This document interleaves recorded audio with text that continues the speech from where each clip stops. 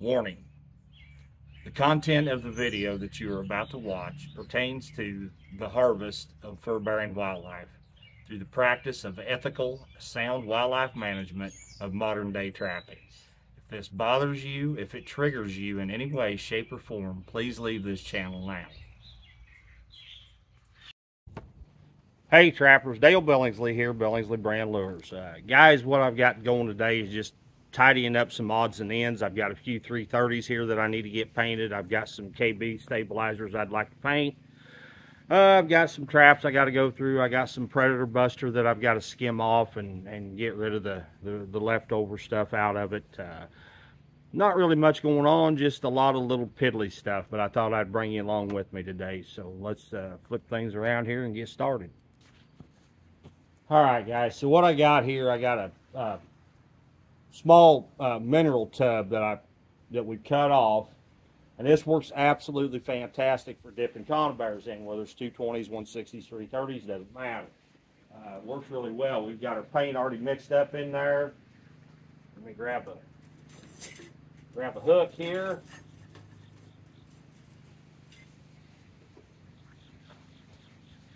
Try to figure out the best way to dip these 330s. Dip it down in there.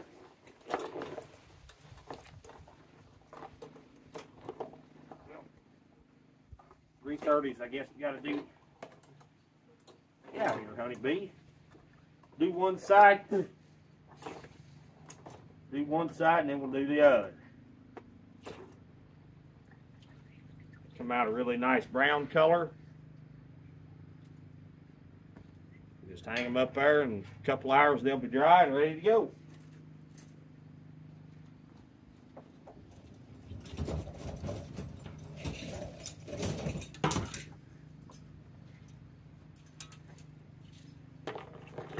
Get half.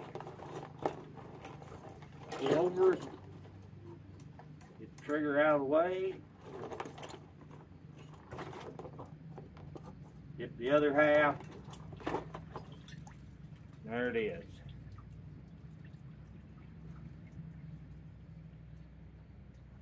Dang that honeybee.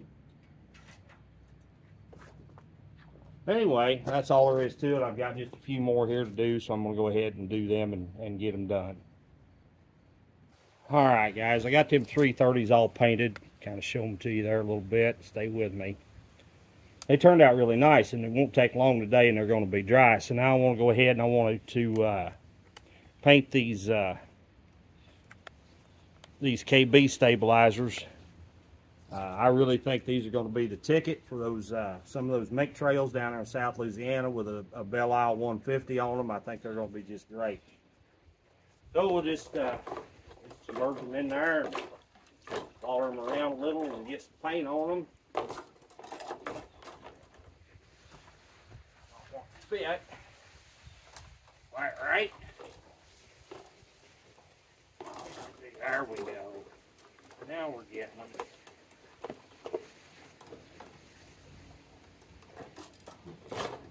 There. There's half a dozen of them done. Put a loop in the wire and hang them right there. It won't be long and they'll be dry. Now I got this other half dozen here. Put them in. Roll them over.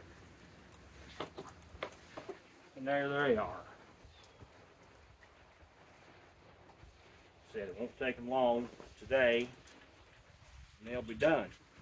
And I think that's going to help them a lot. It's going to help them blend in some, and not only that, but just protect them, you know, from the elements and everything. All right, guys. Now I gotta peel off the rest of this predator buster, and then go get rid of the leftover.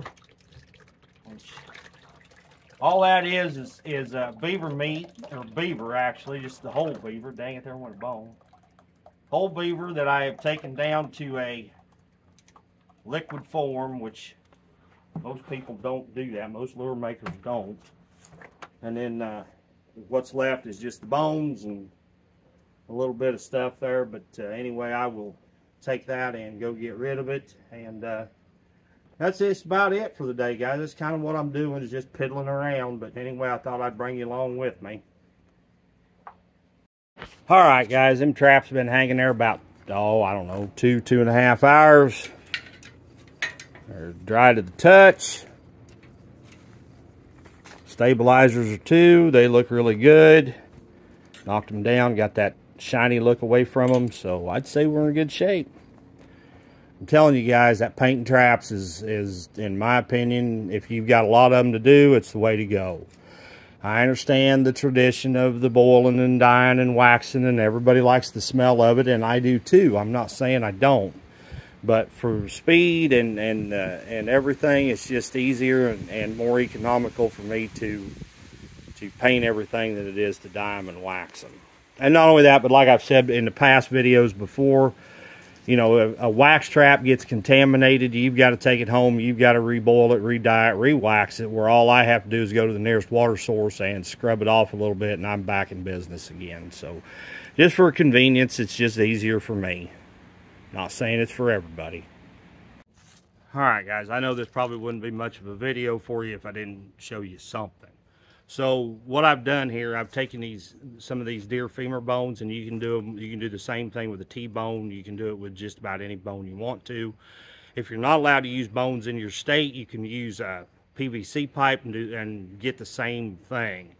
What I've done is wrapped them in the top in this blue coat-band. Now we know through science, and it's been scientifically discovered and found, that canines can see the color blue. Okay, and we know, again through science, it's been found that cats can see the color blue, and they can see the color green. They can see the color red. They're not positive of that yet, but they are working on it, and I kind of maybe think that they can. Don't know that to be a fact yet, though. So what I've done, I've taken these femur bones and wrapped the top of them in blue co-band, just to give it a little more eye appeal to those canines, the fox and the coyotes and the gray fox as well, and even the cats. So you've got a little bit of a color contrast here. You can use black if there's snow on the ground. You can use white if there's not, although you've got the white bone here doing that for you. So with the blue and the white together, it gives it more color contrast. These work awesome, guys. I'm telling you, these work dynamite at flat sets.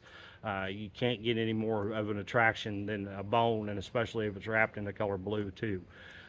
I wouldn't even be afraid to maybe try dipping these in blue paint. I don't think it would hurt anything. The reason I like the co-band on it is because this is gives me a little more absorption to soak up bait and lure. That's the only reason I use it.